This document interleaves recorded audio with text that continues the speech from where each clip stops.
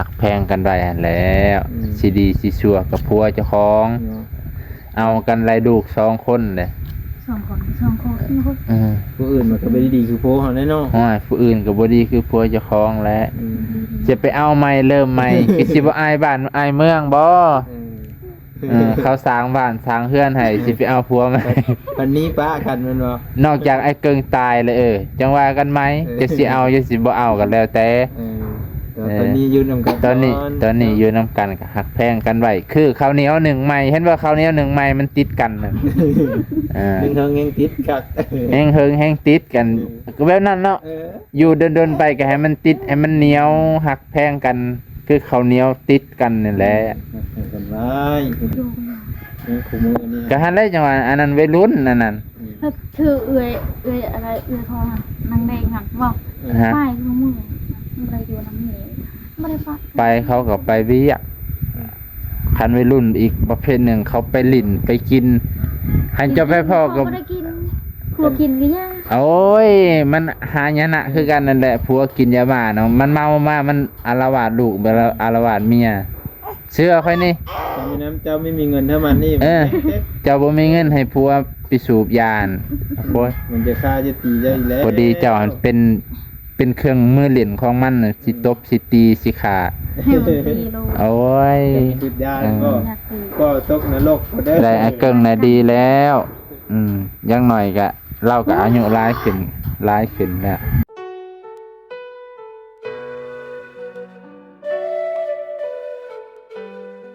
สบายดีเด้อพ่อแม่พี่น้องตอนเช้าๆมานี่มาตอนเช้ามาหาน้องลอยเด้อพ่อแม่พี่น้องอาจจะทางล่างกระแตะกันได้บัดนี้โอ้ยมีคนกำลังทำความสะอาดอยู่พ่อแม่พี่น้องตัวบ่มีไม้กวาดเดี๋ยวกวาดซอยน้องลอยอยู่น้องบนมีเนาะบนมีกะ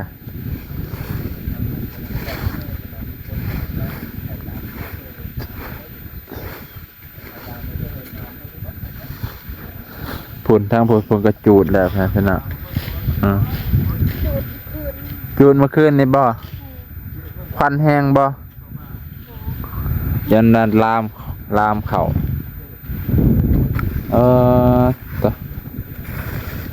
เฮ็ดเวียกผู้เดียวผัวไปเฮ็ดงานบ่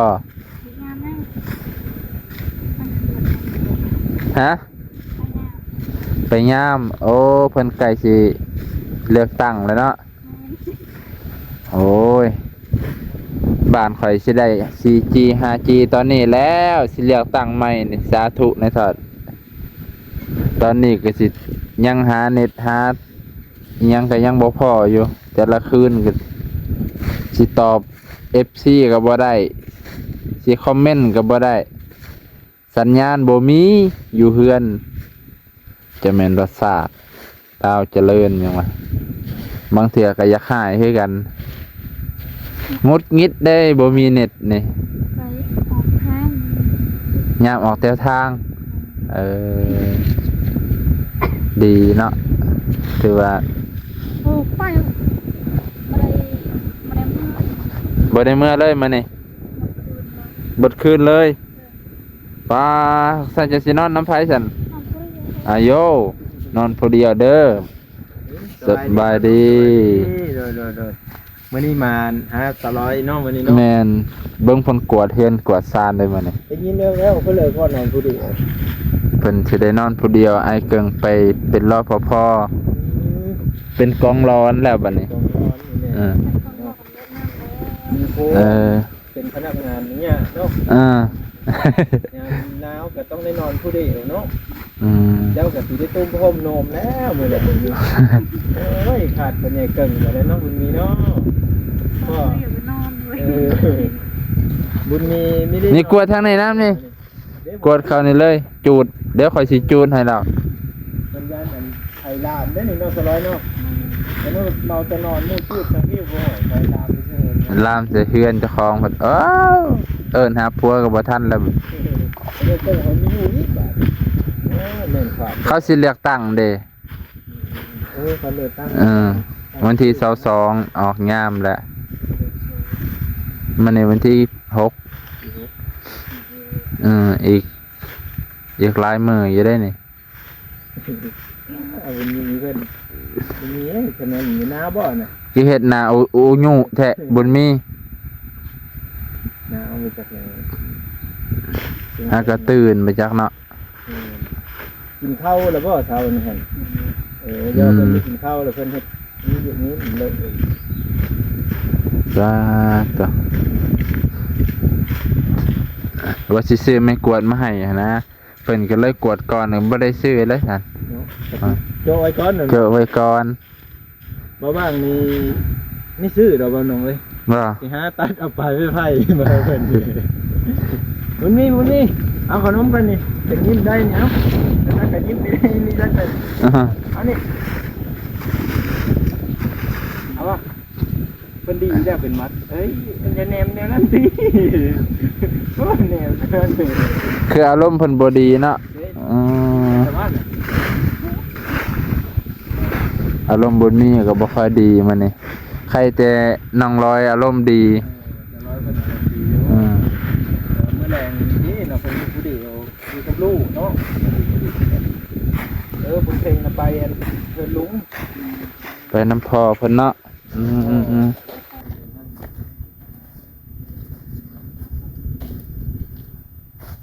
กดซอยน้องลอยเพื่อเอายอดวิวให้เพิ่น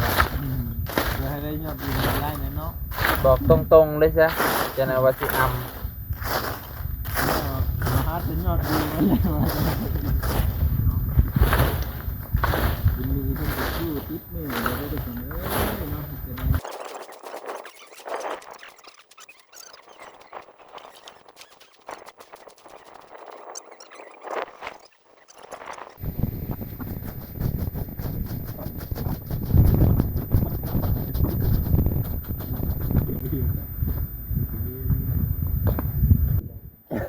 แจ้งบ่ได้แจ้งอยู่แต่บ่แจ้งคนใด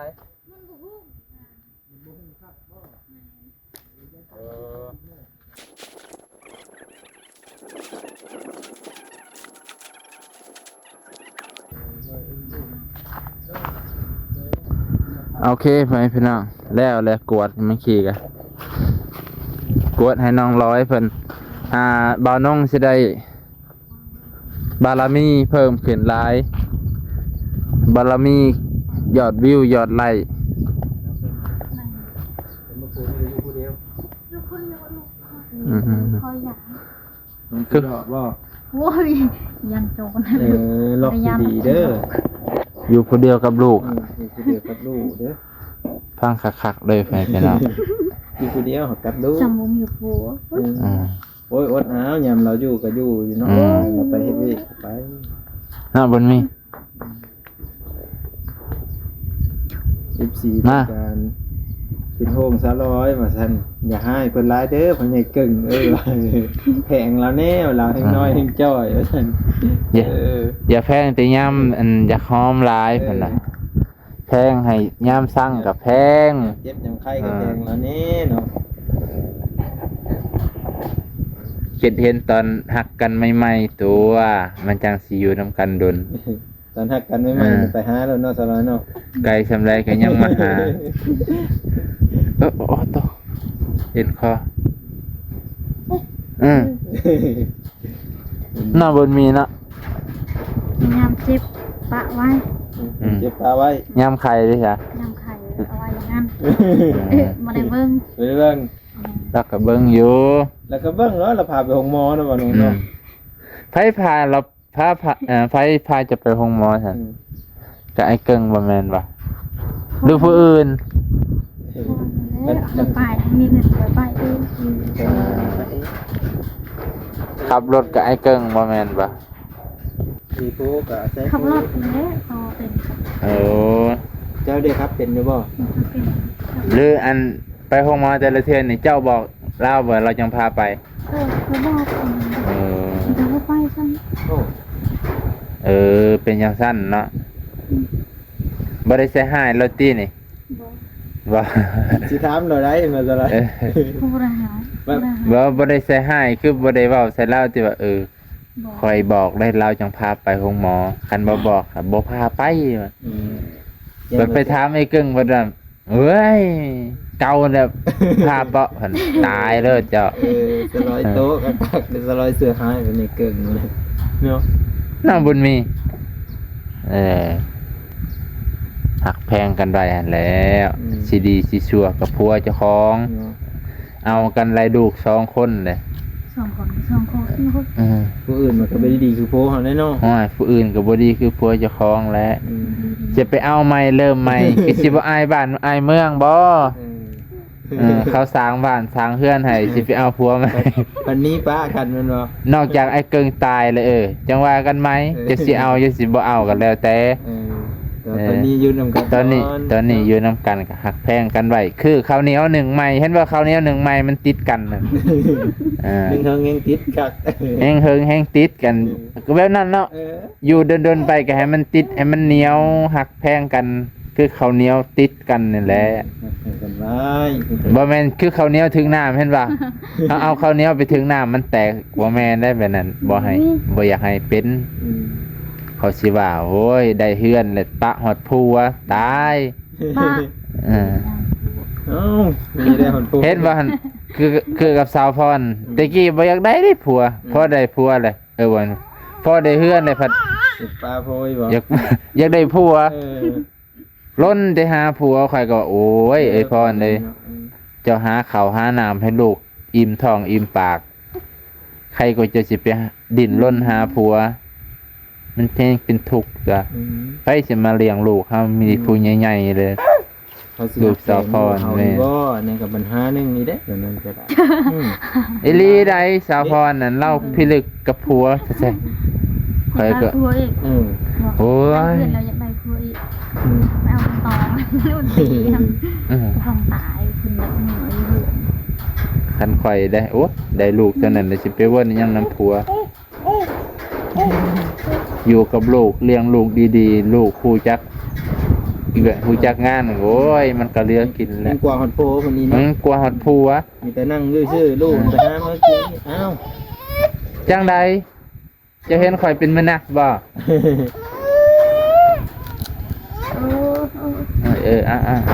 จ้ามีปลุกมาขอที่เนาะไปอยู่บันไดเฮวอยู่บนย่ำก่อน จักหยามจักบ่ จะไม่อื่นปลุกนั่นน่ะย่ำก่อนซะเลยดีมันแตกอันนี้ น้ ก็ อง กิน ยำไป นี่แหละสายเลือดไอ้เกิงของแท้นี่ไปใช้จักกับป้าบ่ได้ดอกนี่ คนละครึ่งกันเลยเด้อ คนละครึ่งแหละ เด็ดสลอยกับเด็ดในเกิน น่ะ เห็นแม่โม่ลูกก็โม่หวาน สายเลือดไอ้เกิงของแท้ บ้านหายคอยคอยอยู่ลำกันได้หายคอยอยู่ได้ แล้วหายอยู่บ่ล่ะ คือทำบิดหนูให้ แสดงว่าหายที่ทำอิฐตอนนี้เราบ่หายแล้ว หายคือกันค่ะแล้ว หายแต่ยามเจ้าบอกบ่ฟังนั่นแหละเราว่าเจ้าดื้อแล้วก็หายแหละคอยก็หายคือกันแล้วคันเจะบอกบ่ได้ก็หายขอยมันกลายหายไปแล้วเปียกเลยแล้วข่อย ก็ยัง อันเช้านี้ได้จะกินแล้วบ่อยาก กินเลย เนาะ ลงดิ้นเลย ผัวเมียก็หายกันแน่แล้วมันก็คือกับลิ้นกับแขวบ่เห็นบ่ยามกินข้าวเจ้าก็ยังแขวก็ยังไปกัดลิ้นว่าแม่นบ่สาวลอยเจ้าเคยบอกกินข้าวหรือแขวไปกัดลิ้นแม่แล้วว่าพอได้ชีวิตคู่มันก็จังซั่นแล้วมันก็มีพิษมีถูกมีเถียงมันจังสิปรับความเข้าใจกันมันจังสิฮู้นิสัยกันเด้เราก็สิเมียข่อยเราเป็นจังซี่เราก็สิอดเอาตัวได้เจ้าอันนั้นเจ้าก็สิผัวข่อยแล้วมักเป็นจังซี่บาปกรรมกูแท้ๆมาเอาเราก็อดเอาเลยเด้สิไปเอาผู้อื่นให้อายบ้านอายเมืองเขาแล้วสาวลอยถ้าเราตายอย่างเดียวบ่แม่นแซงเด้มีมองนั่นแหละ แต่อย่างสิเอาโพได้ก็อย่างสิมีเว้าเจ้าเนาะ แม่นแล้วบ่แม่นแนวเด้ปะผัวปะเมียนี่บ้านเฮามันแห่งคลำคำแคบ เพื่อสิอยู่นำกันมาฮอดกูมือนี่ก็เอาแล้วฮู้จักกัน มัน เฮาก็คิดเห็นตอนเฮาทุกข์อยู่เฮือนหลังน้อยๆอะเด้ อืม เฮือนหลังน้อยๆแฮงกระเดดกว่านี้เจ้ายังอยู่นำเราได้ มีจักฝนตกฟ้า ก็ยัง ฝนตกฟ้าห้อง เออ เฮือนหัวเฮือนจะสิทับหัวก็ยังอยู่นำกันได้ บ่ได้เหินงามมันจะปบ บัดได้เฮือนงามปัจจัยก็เปลี่ยนบ่ได้แล้วสาวดอย เปลี่ยนใหม่ เปลี่ยนไหม อ่า โอ้ยเปลี่ยนไหมก็ให้เปลี่ยนแนวอื่นซะ บ่ต้อง เป็นอย่างอื่น เฮ้ย เปลี่ยนจิตเปลี่ยนใจเจ้านั่นแหละ เปลี่ยนใจคือเจ้าเฮ็ดเศร้านี่นี่เป็นคนดุนั่นดิโอซิงคอโอซิงไข่นี่ เป็นคนขยันหมันเพียรเฮ็ดนั่นเฮ็ดนี่แต่ละมื้อ ข้อหดน้ำบางครั้ง อันเนี้ย เป็นให้เจะเป็นผู้ให้เคินน่ะเป็นผู้ใหญ่ขึ้นนะตอนนี้เจ้ายังเป็นเด็กน้อยยังเป็นวัยรุ่นอยู่26บ่ ฮอดมาสะหก ยังเป็นเด็กน้อยก็ซุมคอยได้เจ้ายังอยากม่วนเอ้ยระเจาะเด้ก็รัวอ่า ตุลุตุลุทำไมอ่ะ เอ เอ อ อ คือทำไม เออ บัดเจ้าเฒ่ามันเพิ่นจะสิฮู้สึกเอาโกยเสียดายเด้ จิ้ม อีหลีใดบัดเฮาเฒ่าเฮาจังบ่ฮู้จักหลักแรงเด้เคินน่ะเอาผัวเฒ่ามันดีอย่างหนึงบ่แม่นนะดีนี่อย่างหนึงคือผัวสิตายปะก่อนบ่แม่นเด้ดีเขาเบิ่งเฮาเขาแย่งเฮาเขาก็ฮักเฮาแล้วเขาจังเอาเฮา เขาก็สิฮักสิแพงกว่า แม่นแพงกว่าวัยรุ่นใดวัยรุ่นนี่เจ้าคิดเบิ่งคันจะไปเอาคนหล่อนี่เซินเขาสิฮักเฮา 100% นั่นเขาแฮงเก่งกว่าเฮาอีกเขาให้ไปเล่นคู่มือคู่คืนน่ะ โอ้ยใส่ปากได้ ยันเขาไม่ได้อยู่แบบมันเป็นอยู่หนึ่งเจ้าซ้ำ เขาให้บ่ได้อยู่คือไอ้เกิงในวัยรุ่น ดู นี่คู่มืออันนี้ ก็หันได้จังหวะอันนั้นวัยรุ่นนั่นน่ะ แล้วคือเอื้อยอะไรเอื้อยทองหันนางแดงหันบอก ฮะ ป้ายคือมือมันอะไรอยู่น้ำเหนียวไม่ได้ปะ ไปเขาก็ไปเวียกคันวัยรุ่นอีกประเภทหนึ่งเขาไปลิ่นไปกินคันจะไปพ่อกับ ไม่ได้กินครัวกินก็ยาก โอ้ยมันหายนะคือกันนั่นแหละผัวกินยาบ้าเนาะมันเมามามันอาละวาดลูกแบบอาละวาดเมียเชื่อค่อยนี่ แต่มีน้ำเจ้าไม่มีเงินเท่ามันนี่ เจ้าบ่มีเงินให้ผัวไปสูบยานโอ้ย มันจะฆ่าจะตีเจ้าอีกแล้ว พอดีเจ้าหันเป็นเครื่องมือเล่นของมันน่ะสิตบสิตีสิขา ให้มันตีโล โอ้ย ติดยาก็ อยากตี ก็ตกนรกก็ได้ ได้ไอ้เกิงน่ะดีแล้ว ยังหน่อยก็เราก็อายุหลายขึ้นแล้วมือบ่ต้องเมื่อย โดดเด้ นะบุญมีเนาะยันได้ก็พอเกิงเป็นที่หักของลูกเนาะโอ้แนมเห็นแล้วบาดแม่นบ่วะถ้าเบิ่งอันบุญมีใหญ่นี่แฮงก็จะแพงบาดอย่าโดดลงได้เว้ยเนาะน้ำบุญเพลงเนาะบุญเพลงน้ำบุญมีเอาบ่นี่เอานี่เอาถอดนะเห็นว่าดำๆนี่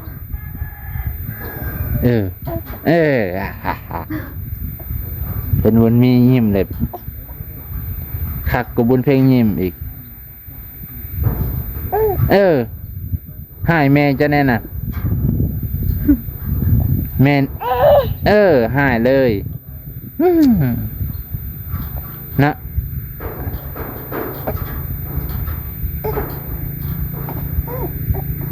ถ้าบุญมียางได้จับอูบไปแลนเลยบัด ได้เลยเด้มันจับอันนั้น บ่เรายังแลนบ่ได้เอาไปซั่นนี้กันบ๊ายบาย